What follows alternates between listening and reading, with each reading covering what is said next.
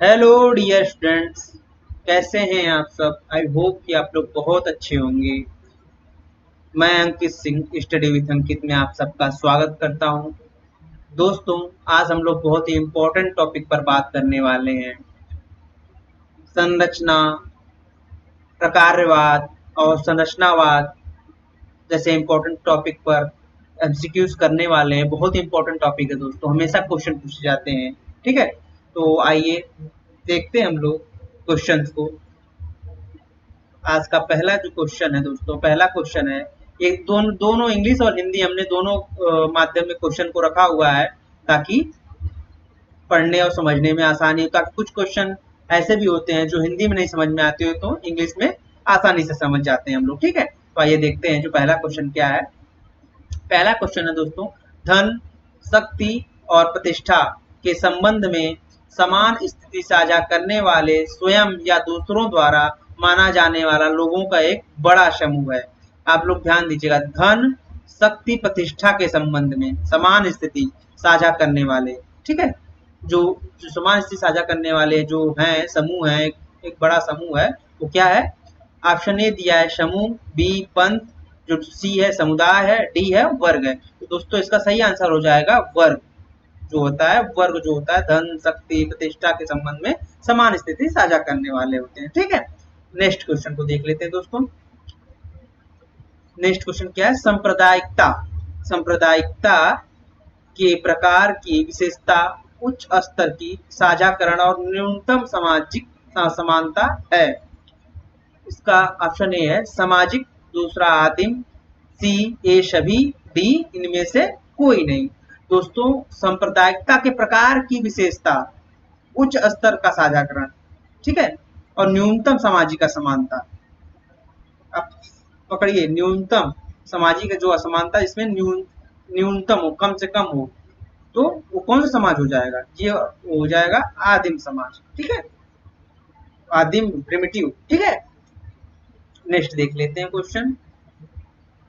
तीसरा क्वेश्चन है, वह व्यवस्था जिसमें बड़ी सामाजिक असमानता और कुछ व्यक्तियों द्वारा दूसरों का स्वामित्व शामिल है। बड़ी बड़ी सामाजिक असमानता। ठीक है, बड़ी सामाजिक असमानता जिसमें है, ऑप्शन ए है जाति, ऑप्शन बी गुलामी, सी इसमें से कोई नहीं, डी ये सभी। दोस्तों, बड़ी असमानता जाति में भी है, ठीक है, लेकिन एक जो गुलामी है इसमें भी बहुत बड़ी असमानता होती है, मालिक और मजदूर। तो और यहाँ पे क्या है, कुछ व्यक्तियों का दूसरों का स्वामित्व शामिल है। तो यहाँ पे हो जाएगा, सही ऑप्शन हो जाएगा गुलामी। ठीक है,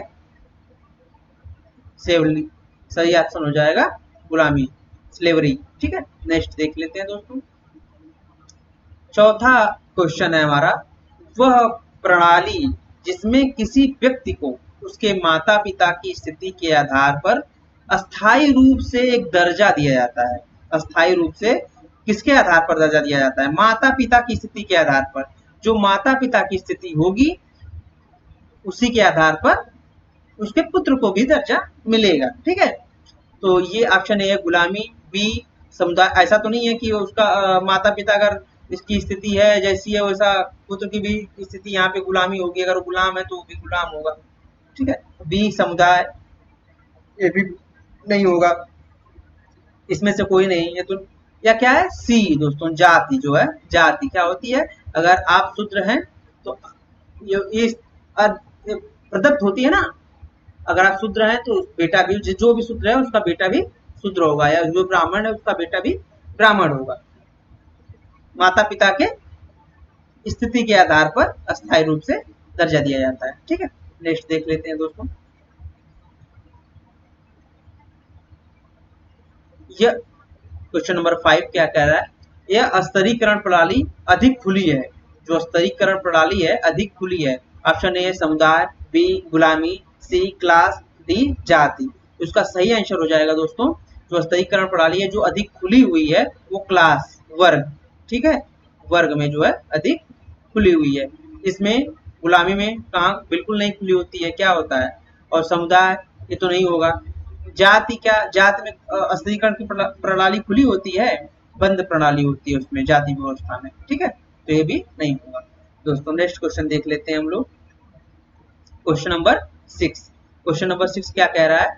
उस प्रकार की स्तरीकरण प्रणाली जो अधिक बंद है, जो अधिक बंद है। ध्यान दीजिएगा, अभी हमने ऊपर क्या किया, अभी अधिक ऊपर क्वेश्चन जो किया है उसको ध्यान दीजिएगा, अपने आप समझ में आ जाएगा। यह स्तरीकरण प्रणाली जो अधिक खुली हुई है, जो अधिक खुली है वो वर्ग हो गया, जो अधिक बंद है वो क्या हो जाएगा? सिंपल सी बात है, वो जाति हो जाएगी। क्या हो जाएगी दोस्तों? जाति हो जाएगी। यहाँ पे समुदाय होगा नहीं, गुलामी होगी नहीं, क्लास तो बिल्कुल भी नहीं होगा, तो यहाँ पे जाति इसका सही आंसर हो जाएगा। ठीक है, नेक्स्ट नेक्स्ट क्वेश्चन देख लेते हैं। क्वेश्चन नंबर 7 क्या कह रहा है? क्वेश्चन नंबर 7 कह रहा है कि समाजों में समूह का अस्तित्व सर्वोपरि है। जो समाजों में समूह का जो अस्तित्व दोस्तों सर्वोपरि है, और लोग यह सुनिश्चित करने के लिए अपने संसाधनों को साझा करेंगे कि समूह जीवित रहे। यहाँ पे ध्यान दीजिएगा, बहुत अगर ध्यान देंगे तो अपने आप समझ में आ जाएगा इसका आंसर क्या होगा। समाजों में जो होता है समूह का जो अस्तित्व सर्वोपरि होता है वहां पे, ठीक है, लोग सुनिश्चित करने के लिए अपने संसाधनों को साझा करते हैं ताकि समूह जो है हमारा हमेशा जीवित रहे। ठीक है, ये सामाजिक नहीं होगा, बिल्कुल नहीं होगा, और ये सभी ये भी नहीं होगा, और इसमें से कोई नहीं। जो आदिम समाज होता है दोस्तों, आदिम समाज, ठीक है, इसमें समूह का अस्तित्व जो है सर्वोपरि होता है, समूह ही सब कुछ होता है। ठीक है, एक दूसरे से अपने संसाधन को लोग एक दूसरे से साझा करते हैं, मिल बांट कर रहते हैं। ठीक, नेक्स्ट क्वेश्चन देख लेते हैं। Question number 8। क्वेश्चन नंबर 8 क्या कह रहा है? वो एक व्यक्ति की एक स्थिति से दूसरी स्थिति में या तो पीढ़ियों के बीच या किसी व्यक्ति के वयस्क करियर के भीतर की आवाजाही कहा जाता है। वो किसको एक व्यक्ति की एक स्थिति से दूसरे स्थिति में या तो पीढ़ियों के बीच किसी व्यक्ति के वयस्क करियर के भीतर की आवाजाही को कहा जाता है? क्या गतिशीलता ही तो कहा जाता है, एक स्थिति से दूसरी स्थिति, एक स्थिति से दूसरी स्थिति में। ठीक है, तो क्या होगा?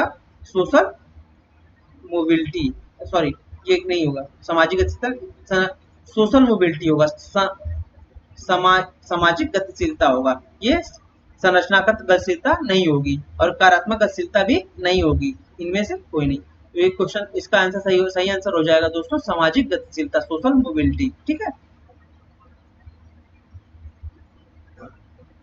Question number 9।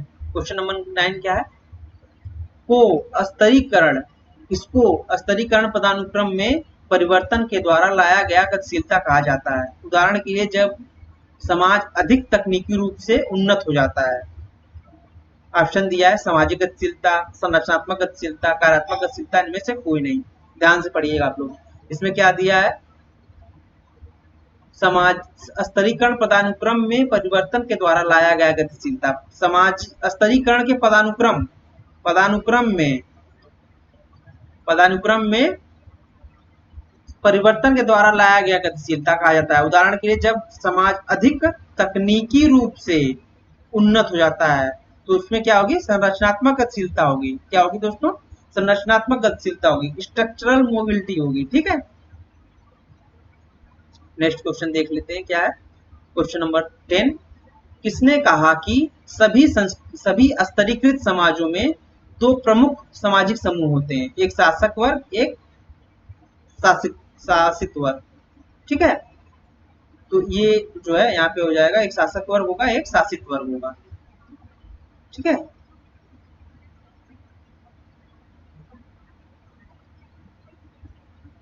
तो यहाँ पे इसका सही आंसर हो जाएगा दोस्तों, बहुत ही आसान क्वेश्चन है, कार्ल मार्क्स, एपीजीटी वगैरह में पूछा जाता है। ठीक है, नेक्स्ट देख लेते हैं। 12वां क्वेश्चन क्या कह रहा है? किसने दास को एक ऐसे व्यक्ति के रूप में परिभाषित किया जिसे कानून और प्रथा दूसरे की संपत्ति के रूप में मानते हैं? जो दास होते हैं को एक ऐसे व्यक्ति के रूप में परिभाषित किया जिसे कानून और प्रथा जो है दूसरे की संपत्ति के रूप में मानते हैं। तो ये कौन कहता है? Option A Karl Marx, B Kingsley Davis, C Talcott Parsons, D जो है हॉबहाउस। ठीक है, तो ये जो है दोस्तों इसका सही हो जाएगा, सही आंसर हो जाएगा D, L T Hobhouse. L T L T half house इसका सही आंसर हो जाएगा। ठीक है दोस्तों, अच्छा क्वेश्चन है, भी इंपॉर्टेंट क्वेश्चन। नेक्स्ट क्वेश्चन देख लेते हैं, क्वेश्चन नंबर 13। क्वेश्चन नंबर 13 क्या कह रहा है? यह असमानता का चरम रूप है जिसमें कुछ व्यक्ति अपनी संपत्ति के रूप में दूसरों के स्वामित्व में होते हैं। यह असमानता का चरम रूप है जिसमें कुछ व्यक्ति अपनी संपत्ति के रूप में दूसरे के स्वामित्व में होते हैं। ऑप्शन ए गुलामी, बी पंथ, सी जात, डी वर्ग। वर्ग में ऐसा नहीं होता, जात में भी ऐसा नहीं होता, पंथ में भी ऐसा नहीं होता, लेकिन गुलामी जो होती है स्लेवरी में ऐसा होता है, तो दूसरे की संपत्ति होती है। ठीक है, अभी हमने ऊपर भी एक क्वेश्चन देखा था। नेक्स्ट क्वेश्चन देख लेते हैं दोस्तों, 14 जो है वो क्या है? दास्ता का आधार हमेशा आर्थिक होता है क्योंकि इसके साथ एक प्रकार का अभिजात वर्ग उभरा जो दास श्रम पर रहता था, दास श्रम पर रहता था। ठीक है, ऑप्शन ए है इसका H J Nieboer, Kingsley Davis, Talcott Parsons, L T Hobhouse. दोस्तों तो इसका सही आंसर क्या हो जाएगा? ये भी इंपॉर्टेंट क्वेश्चन है, इंपॉर्टेंट क्वेश्चन है। ठीक है, इसका सही आंसर हो जाएगा A H J निबोयर, H J निबोयर। ठीक है, ये इंपॉर्टेंट क्वेश्चन दोस्तों, ध्यान दीजिएगा। नेक्स्ट क्वेश्चन देख लेते हैं, वह व्यवस्था जो सामंतवाद का पर्याय है कहलाती है। वह व्यवस्था जो सामंतवाद का पर्याय कहलाती है क्या? ऑप्शन ए गुलामी प्रणाली, बी पंथ प्रणाली, सी जाति व्यवस्था, डी संपत्ति प्रणाली। इसका सही ऑप्शन हो जाएगा दोस्तों ऑप्शन डी संपत्ति प्रणाली, स्टेट सिस्टम। ठीक है, नेक्स्ट देख लेते हैं, क्वेश्चन नंबर 16 क्या कह रहा है? वह व्यवस्था जिसमें पादरी, कुलीन और आम लोग तीन राजनीतिक समूहों की तरह काम करते हैं। लोग तीनों जो है राजनीतिक समूहों की तरह काम करते हैं। ए गुलामी प्रणाली में, बी पंथ प्रणाली, सी जाति व्यवस्था, डी संपत्ति प्रणाली। तो इसमें क्या हो जाएगा ऑप्शन? इसमें भी दोस्तों ऑप्शन डी सही हो जाएगा। ठीक है, जो संपत्ति प्रणाली है इस व्यवस्था में पादरी, कुलीन और आम लोग तीनों राजनीतिक समूहों की तरह काम करते हैं। ठीक है, अगर इसका नहीं समझ में आया तो हम इंग्लिश वर्जन में देख सकते हैं। ठीक है, इसका सही ऑप्शन हो जाएगा डी। क्वेश्चन नंबर 17, सामाजिक व्यवस्था का प्रकार जो हिंदू दर्शन और धर्म, रीति और परंपरा से निकटता से जुड़ा हुआ है। ऐसा माना जाता है कि इसकी एक दैवी उत्पत्ति और स्वीकृति थी। इंपॉर्टेंट क्वेश्चन है भी दोस्तों, ध्यान दीजिएगा। ऑप्शन ए गुलामी प्रणाली, बी पंथ प्रणाली, सी जो है जाति व्यवस्था, डी संपत्ति व्यवस्था। तो इसका सही आंसर क्या हो जाएगा? आप लोग बताइए क्या होगा इसका सही आंसर?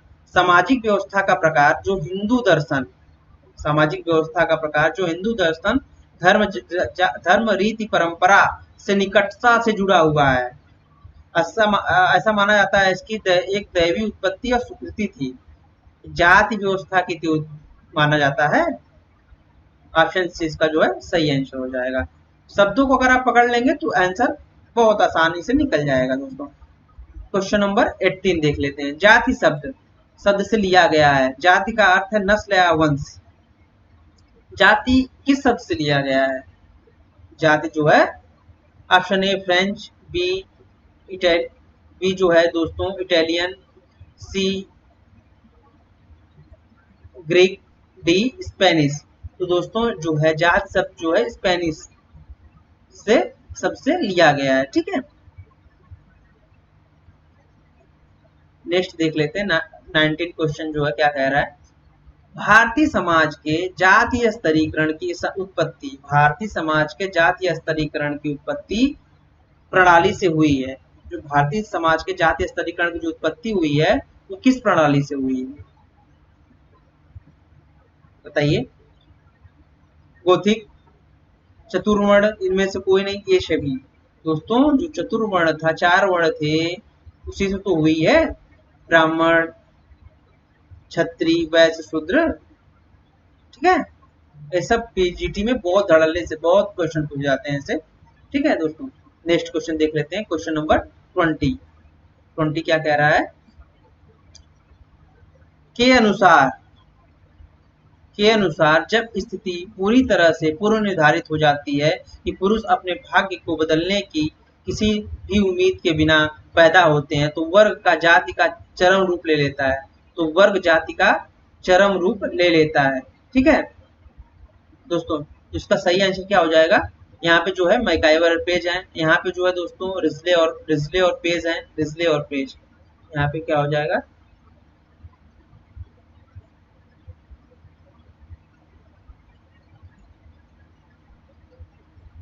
ये रिजले और पेज है, यहाँ टालकर और पार्सन्स है।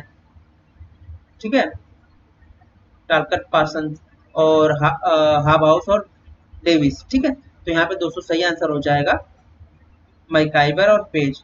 इसका सही आंसर हो जाएगा मैकाइवर और पेज। ठीक है, नेक्स्ट देख लेते हैं।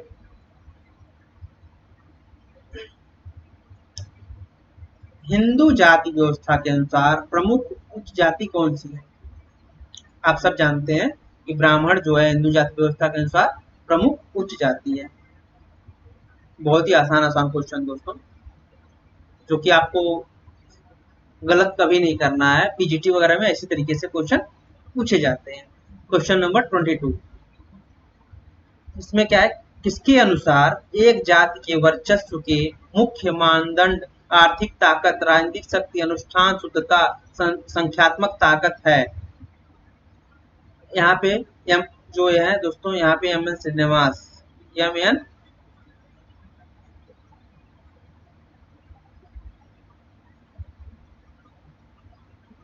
एन श्रीनिवास है। ठीक है, और यहाँ पे रिजले एंड पेज। ठीक है, रिजले एंड पेज। यहाँ टालकर, पार्सन्स और एल्टी, हाब हाउस और डेविस। ठीक है, तो इसका सही आंसर क्या हो जाएगा दोस्तों? इसका सही आंसर हो जाएगा एम एन श्रीनिवास जो है इसका सही आंसर हो जाएगा। एम एन श्रीनिवास के अनुसार ही एक जाति के वर्चस्व के मुख्य मानदंड आर्थिक ताकत, राजनीतिक शक्ति, अनुष्ठान शुद्धता, संख्यात्मक ताकत है। वो प्रभु जाति की बात करते हैं ना, उसी से क्वेश्चन है ये। नेक्स्ट क्वेश्चन देख लेते हैं। 23, हिंदू जाति व्यवस्था के अनुसार जाति पदानुक्रम में कौन सी जाति सबसे कम है? सबसे कम मतलब सबसे नीचे है, कम नहीं होगा ये। सबसे नीचे है। कौन सी जाति जो है सबसे नीचे है? ठीक है, यहाँ पे कौन सी जाति ऐसी है जो सबसे नीचे है?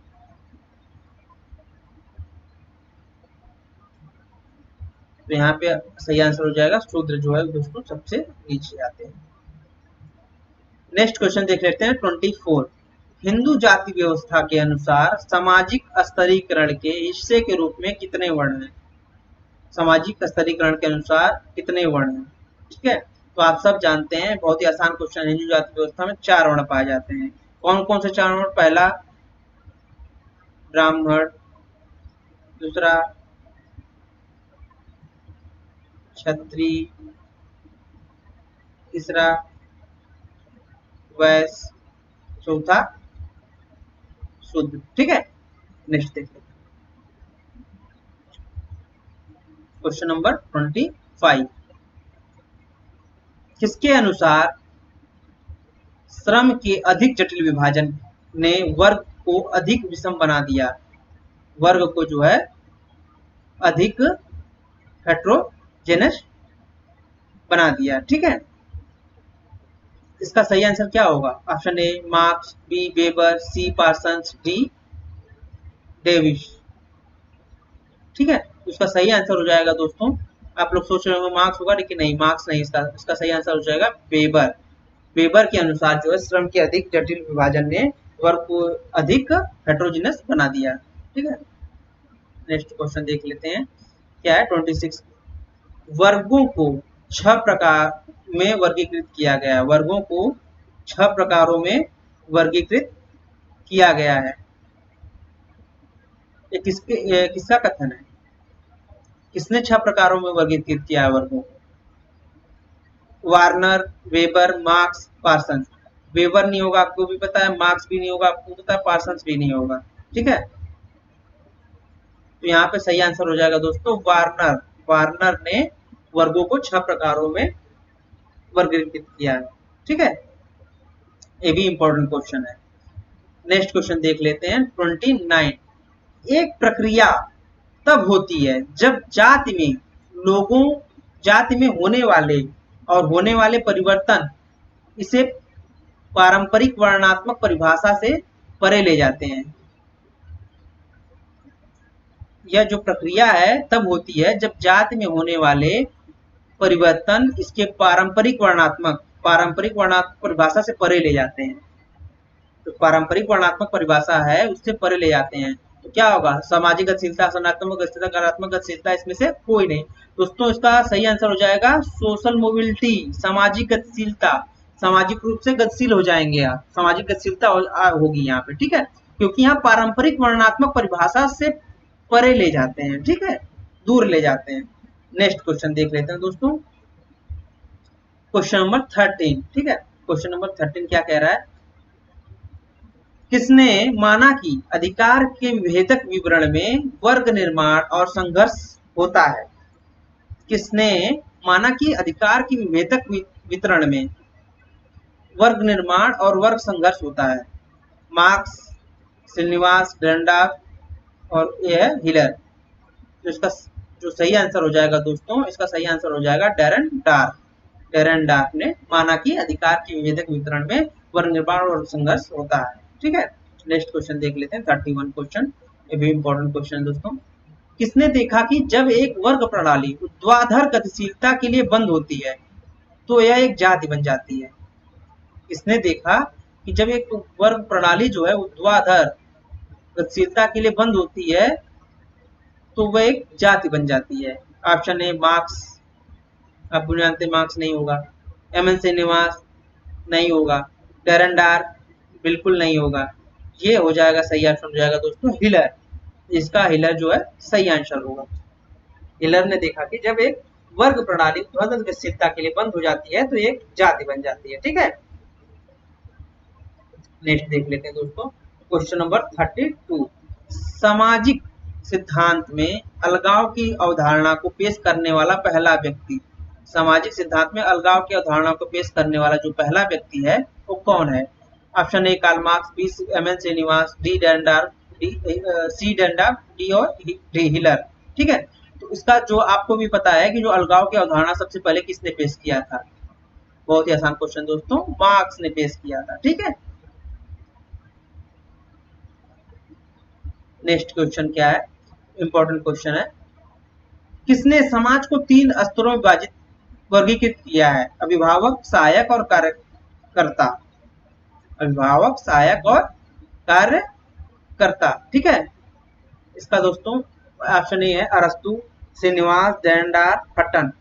इसका सही आंसर हो जाएगा ये अभिभावक, सहायक और कर्ता। एम.एन. श्रीनिवास नहीं होगा, आपको ही पता है। डेरनडार्फ भी नहीं होगा। ठीक है, कंफ्यूजन अगर होती है यहाँ पे, हटन भी नहीं होगा यहाँ पे होगा अरस्तु। अरस्तु इसका सही आंसर हो जाएगा। अरस्तु ने समाज को 3 स्तरों में वर्गीकृत किया है। किसने वर्गीकृत किया है? अरस्तु ने अभिभावक, सहायक और कार्यकर्ता के रूप में परिभाषित वर्गीकृत किया है। ठीक है, नेक्स्ट दोस्तों, नेक्स्ट क्या है? 34 क्वेश्चन देख लेते हैं। जिन्होंने जाति को एक बंद स्थिति समूह के रूप में चित्रित किया है? किसने जो है जाति को एक बंद स्थिति समूह के रूप में चित्रित किया है? Option A Max Weber, B M N. Srinivas, C Dahrendorf, D Hutton. दोस्तों जो जाति को एक बंद स्थिति समूह के रूप में चित्रित किया है मैक्स वेबर ने। मैक्स वेबर ने जाति को एक बंद स्थिति समूह के रूप में चित्रित किया है। ठीक है, नेक्स्ट क्वेश्चन देख लेते हैं 35। 35 क्या है? किसने माना कि समाज उच्च रैंक देगा? किसने माना कि समाज जो है उच्च रैंक देगा और समाज के मूल्यों के संदर्भ में सफलतापूर्वक प्रदर्शन करने वालों को पुरस्कृत करेगा? बहुत आसान क्वेश्चन है दोस्तों, बस थोड़ा सा अगर आप समझ लेते हैं क्वेश्चन को तो आराम से कर ले जाएंगे। किसने माना कि समाज उच्च रैंक देगा? समाज के मूल्यों के संदर्भों में सफलतापूर्वक प्रदर्शन करने वालों को पुरस्कृत करेगा। ये कौन मानता है कि स, ये जो है मैक्स वेबर नहीं होगा बिल्कुल भी, आपको भी पता है। रैंडॉल्फ भी बिल्कुल भी नहीं होगा, हट्टन भी नहीं होगा। ये दोस्तों ये है किसने माना है? ये पार्सन्स ने माना है। पार्सन्स ने माना है कि अगर आप जो है मानक मूल्यों को, समाज के मानक मूल्यों के संदर्भ में अगर सफलतापूर्वक प्रदर्शन करते हैं तो समाज आपको रिवार्ड देगा, समाज आपको रिवार्ड देता है उसी हिसाब से। ठीक है, इंपॉर्टेंट क्वेश्चन है दोस्तों, ये भी इसको ध्यान रखिएगा। ये नेक्स्ट देख लेते हैं 37। एक इंपॉर्टेंट क्वेश्चन ये भी है, किसने भारत को उत्पादन के एशियाई मोड के तहत वर्गीकृत किया? किसने भारत को उत्पादन के एशियाई मोड जो है किसने वर्गीकृत किया है? Asiatic mode of production, Asiatic mode of production. ठीक है, इसका क्या आंसर हो जाएगा दोस्तों? ऑप्शन ए क्या है?